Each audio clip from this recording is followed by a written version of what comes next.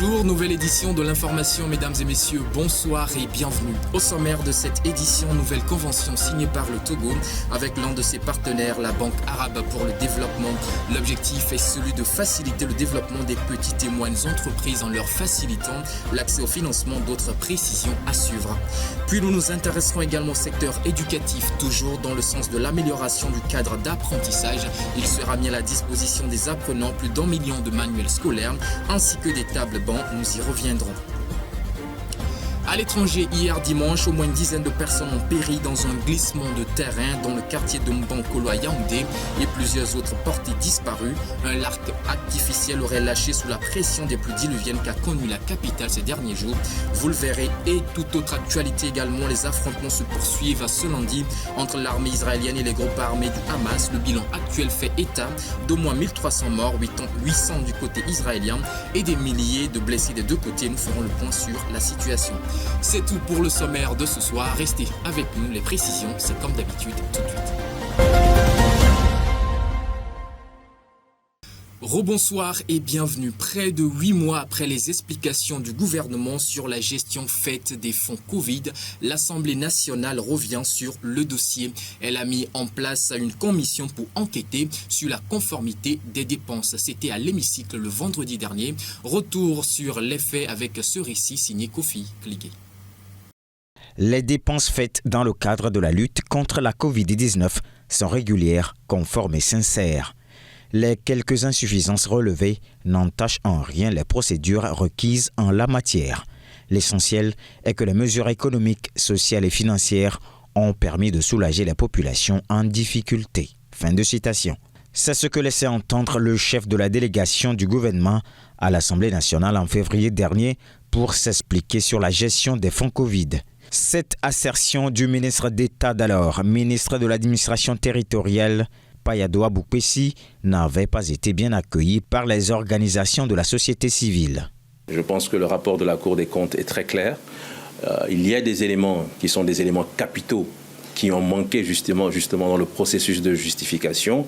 Lorsqu'on vous dit, par exemple, que des marchés de plusieurs centaines de millions de francs CFA ont été confiés à des personnes qui n'ont pas de carte d'opérateur économique, je pense que même dans l'urgence, cela ne peut pas arriver. C'est une situation inacceptable qui vient encore confirmer que la corruption sévit à l'état endémique dans notre pays. La première réaction pour nous, c'est de porter l'affaire en justice afin que les responsabilités soient situées. Nous, les organisations de la société civile, nous avons déposé une plainte ce matin et avons qualifié les faits qui se trouvent dans le rapport, notamment un double abus de confiance envers les citoyens et envers les plus hautes autorités du pays, notamment fraude fiscale ou évasion fiscale et entre autres la sortie de flux illicitement gagnés vers l'extérieur. Nous souhaitons vivement qu'une suite judiciaire soit donnée à ce dossier, notamment par le biais de l'ouverture d'une information judiciaire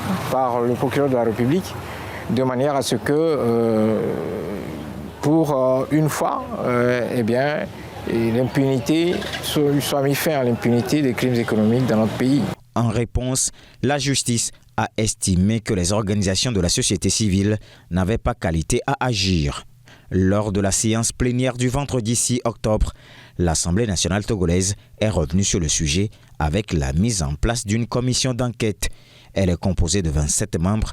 Elle dispose de 45 jours pour soumettre à la présidence de l'Assemblée nationale un rapport détaillé de la gestion des fonds Covid, exercice 2020. Les petites et moyennes entreprises sont généralement confrontées à de nombreuses contraintes qui limitent leur développement, en particulier en lien avec l'accès au financement. Des efforts se font justement dans ce sens. En fin de semaine dernière, le Togo a conclu une convention de soutien allant dans ce sens. Retour sur les faits avec ce récit de Bernard Quinvy. Constituant pourtant l'un des maillons essentiels de l'économie nationale avec une participation de plus de 80% à l'activité économique du Togo, les petites et moyennes entreprises sont sérieusement confrontées à la problématique de financement. ce qui constitue un véritable frein à leur développement. Ce manque d'accompagnement des banques les empêche de prospérer. Afin de leur donner un souffle de vie, le pays vient de signer une convention d'un montant de 10 milliards de francs CFA avec la Banque arabe pour le développement économique en Afrique, BADEA. Ce financement permettra aux PME de faire des bons qualitatifs dans leurs activités. Par ailleurs, bien avant la signature de cette convention, l'État togolais avait entrepris certaines mesures adoptant notamment diverses réformes et lançant des dispositifs de garantie et de financement destinés aux structures privées. Nous quittons les entreprises pour nous intéresser au système éducatif togolais. Il est annoncé pour le compte de la rentrée scolaire en cours la mise à disposition de plus d'1 million de manuels scolaires et d'environ 9000 tablets blancs pour les apprenants. Une initiative portée par le gouvernement Jeannette Toy et Kofi Kaligé. Une semaine après la rentrée académique, le chef de l'État a annoncé la mise à disposition de 1 113 120 manuels scolaires et 8 700 tables bancs pour les étudiants. Les établissements scolaires ont reçu une dotation en manuels scolaires et en tables bancs. Ces dotations ont été remises aux responsables éducatifs au niveau préfectoral et régional le 3 octobre dernier. Ces initiatives ont lieu dans diverses localités, notamment Sokodé, Tchévié, Kpalimé, Tablikbo, Bassar et Kara. Ces dons visent à promouvoir une éducation inclusive et de qualité, soulignant ainsi l'importance que le Togo accorde à l'éducation pour tous. Ce geste reflète l'engagement du pays à améliorer les conditions d'apprentissage et à garantir une égalité des chances pour tous les apprenants.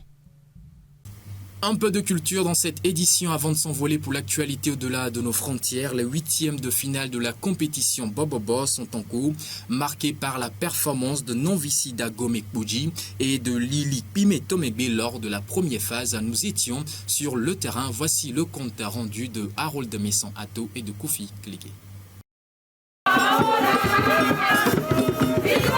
La phase éliminatoire de la seconde édition de la compétition de danse traditionnelle Bobobo s'est achevée ce dimanche 24 septembre à Kpalimé. En présence des autorités et d'une population toujours au rendez-vous, Kekeli Bobobo de Kebo Tue et Ngoutifafa de Kebo Agbolodome se sont qualifiés à Avetonu le 22 septembre, tandis que Kekeli Bobobo d'Avetonu et Casino d'Agouklonu ont gagné leur place le 23 septembre à Agougadjepe. La phase éliminatoire s'est définitivement conclue à la Villa Casanova à Kpalimé avec le tirage au sort des 8e de finale qui se dérouleront comme suit. La poule A, composée de Kekeli Davehokbeta, Nonvissi Dagomekboji, Casino Dagomeklonu, Mielema aussi de Kweleakata et Lononli de Kpimetomegbe. La poule B, composée de Kekeli Davetonu, Adi Akotoko de Wome, Maouli Plimi de Lanvier Wime, Amenuveve de Tove Ahunjo et Nonvissi de Tove Djigbe. La poule C, composée de Dekawowo de Kwelegovier à Pegame, Nonvissi de Kumakonda, Agbeye Dagometomegbe, Ngoutifafa de Kebo Agbolodome et Amenuveve de Kebo Kweta. Et la poule D, composée de Kekeli de Kebo Tue, Amenuveve de Kwele Tutu, Bogbokokwe de Kwele Atime, Dekawowo de Kpalimé Tive et Amenuveve de Kwele Ele. La finale est prévue en novembre à Kpalimé au stade de Gomido. À l'étranger, le Niger continue à subir les répercussions issues des sanctions économiques qui lui ont été imposées par la CEDEAO au lendemain du coup d'État du 26 juillet dernier. Pour preuve, la junte au pouvoir vient de réduire de 40% le budget national du pays. Le compte rendu dans ce reportage. Depuis le coup d'État fin juillet, l'économie du Niger a durement été affectée par les sanctions régionales et la suspension des aides internationales. Les autorités ont donc annoncé une réduction importante du budget national pour 2023. Il s'élève désormais à 1,981 milliard de francs CFA, soit 3 milliards d'euros, contre 3,291 milliards initialement prévus, soit 5 milliards d'euros, ce qui représente une baisse de 40%. Le Premier ministre a expliqué qu'il allait élaborer un programme d'austérité où la priorité sera faite notamment aux dépenses de sécurité et au paiement des salaires des fonctionnaires. Le 30 juillet, après le putsch, la CEDEAO a imposé des sanctions économiques sévères, notamment la suspension des relations commerciales pour toutes les transactions, y compris les produits de première nécessité et la fourniture d'électricité qui provient majoritairement du Nigeria.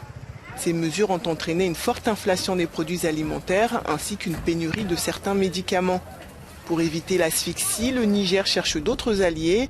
Le pays, qui est producteur d'uranium, d'or et de pétrole, espère aussi miser sur ses ressources financières internes.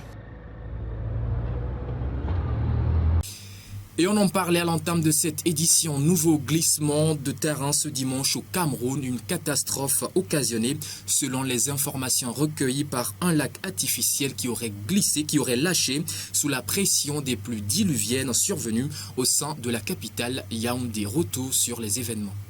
Au Cameroun, au moins une dizaine de personnes ont perdu la vie dimanche dans le glissement de terrain qui a connu le quartier de Nbankolo à Yaoundé, et de nombreux autres sont portés disparus. Selon les riverains, un lac artificiel créé il y a quelques années aurait lâché sous la pression des pluies diluviennes qu'a connu la capitale politique ces derniers jours. Sur place, les habitants se débattent entre douleur et sidération suite à ce drame. Je ne connaissais pas ce qui s'est passé. C'est maintenant que moi-même aussi arrive, je vois aussi au contraire des choses que le lac a lâché.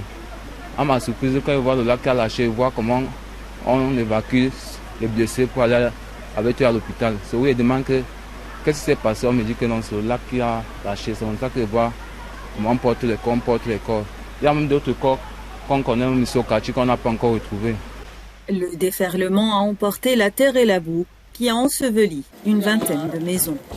Les opérations de sauvetage sont en cours pour tenter de retrouver les survivants et récupérer les corps des victimes. Une enquête a été lancée pour déterminer les causes exactes du glissement de terrain.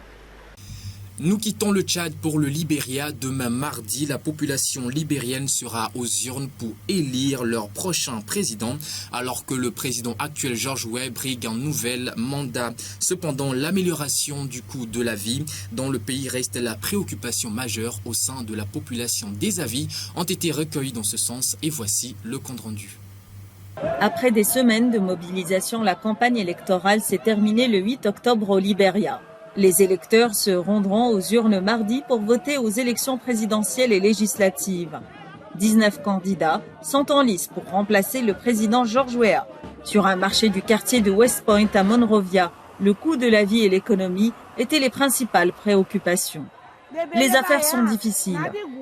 Vous venez pour vendre et vous ne gagnez que votre pain quotidien.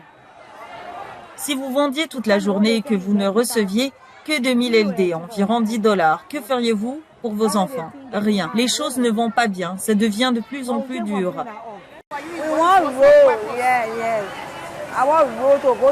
Nous voulons des routes, nous avons besoin de routes pour nous rendre dans nos villes natales. Les gens veulent apporter leurs produits. Les gens veulent apporter des plantains, des œufs, mais il n'y a pas de route. Nous voulons des routes en bon état pour aller dans nos villages natals. L'inflation devrait atteindre 8,2% en raison des spéculations liées aux élections selon le rapport Perspectives économiques en Afrique 2023 de la BAD. Abraham Jallo, chauffeur de tuk-tuk qui travaille également dans le magasin de sa mère, ne fait pas confiance aux politiciens. Ils viennent nous dire qu'ils vont apporter beaucoup de développement et tout, mais la plupart d'entre eux ne tiennent pas leurs promesses. Ils nous déçoivent et en fin de compte, ils nous traitent avec mépris. Alors nous prions Dieu pour que nous ayons un bon leader, parce que la plupart d'entre eux mentent pour nous utiliser en disant qu'ils feront ceci ou cela. Et en fin de compte, quand ils sont élus, ils ne font rien. Le président sortant George Weah du parti CDC brigue un second mandat de 6 ans. Joseph Boakai est du Parti de l'Unité qui a perdu au dernier tour du scrutin de 2017 est considéré comme son principal concurrent.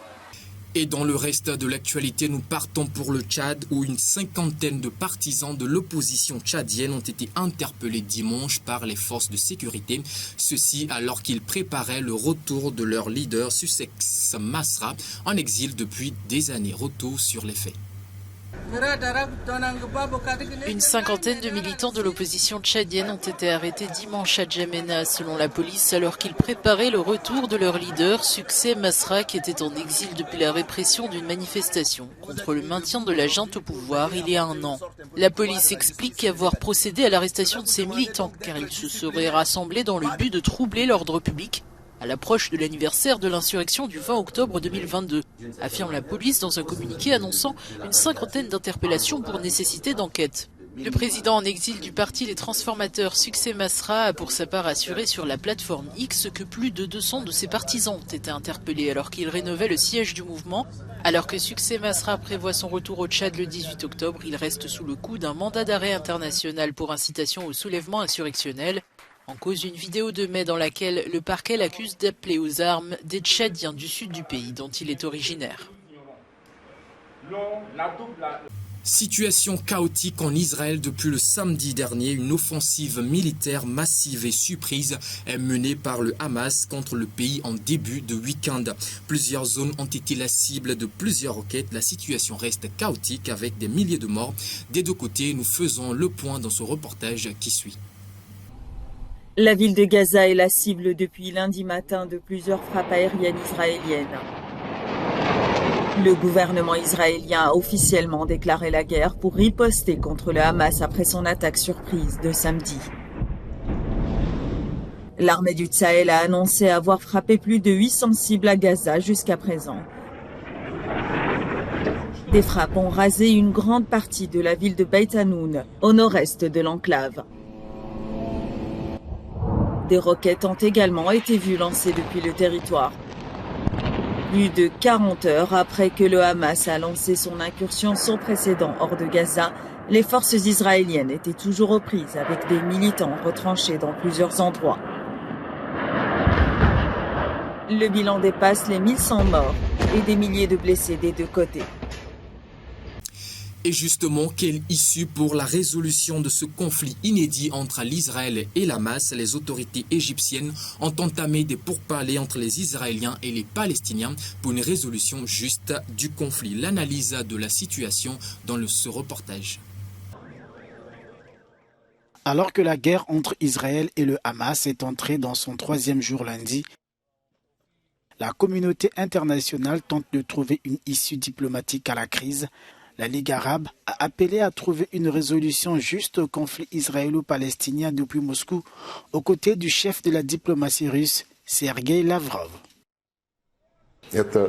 La création d'un État palestinien est la voie la plus sûre pour résoudre tous les problèmes qui se posent actuellement dans cette partie du monde. Nous ne pouvons pas être d'accord avec ceux qui disent que la sécurité doit être assurée uniquement par la lutte contre l'extrémisme et le terrorisme. Cela remet en cause la décision des Nations Unies de créer un État palestinien. La guerre, comparée au 11 septembre 2001 par Israël, a fait près de 1300 morts au total, selon les bilans officiels de part et d'autre.